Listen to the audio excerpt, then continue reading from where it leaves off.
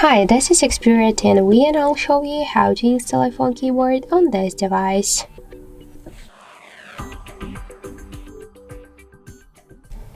So first we should open the Play Store and in the search bar we should enter the green Apple keyboard.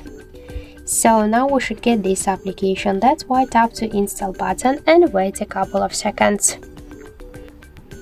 Then just tap to open the app, click Enable in Settings and near green Apple keyboard click on the switcher. Then just tap twice to OK and tap to go back. Click to switch input methods and switch your currently keyboard to the green Apple keyboard. So now the process is finished and let's check our new keyboard look, and we can see that this keyboard is so close to the iPhone 1 as all of the emojis. So that's it, thank you for watching, and if you like this video, leave thumbs up and subscribe.